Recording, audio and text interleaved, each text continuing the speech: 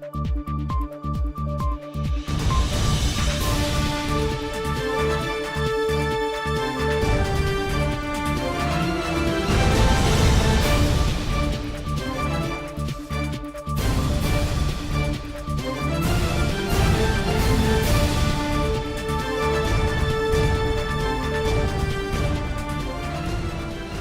or a loved one have been charged with or convicted of a crime, you need an aggressive and effective defense attorney to help level the playing field and increase your odds of success. At Hall Scott Megaro, we have over 55 years of combined experience in criminal trial defense, appellate litigation, and post-conviction litigation. After a person has been convicted in federal court and sentenced to federal prison, in some cases, that person may be able to get bail pending appeal, or sometimes called supersedious bond. The process for getting bail on appeal is very complicated. First, the person has to make a motion to the federal district court where they were convicted, asking the federal judge to grant him or her bail while the appeal is pending. If bail is granted while the appeal is pending, that person can remain out in the community under the supervision of either pretrial services or federal probation and remain at liberty until their appeal is finally decided.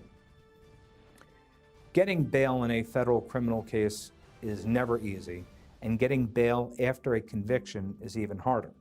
In order to qualify for bail pending appeal in a federal criminal case, Rule 38 of the Federal Rules of Criminal Procedure sets out the qualifications that a person must meet in order to get bail.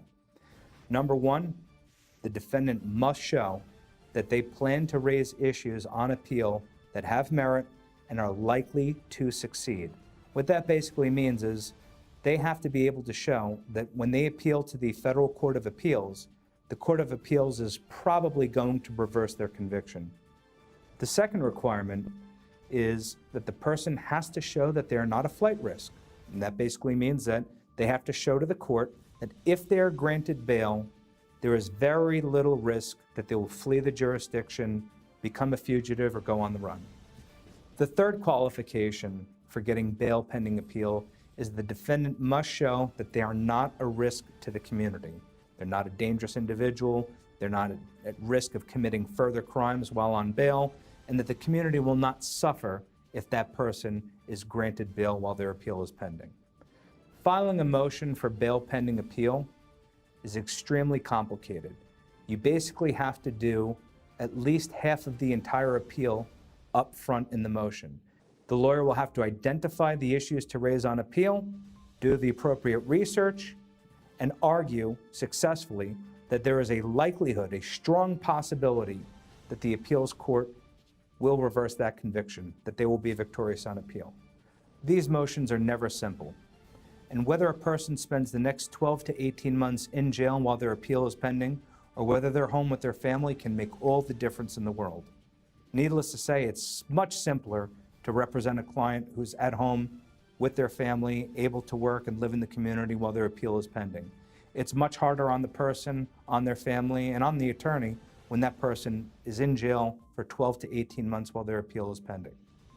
If you want to maximize your chances of success in getting bail pending appeal, hiring the right attorney who's experienced in these matters makes all the difference in the world.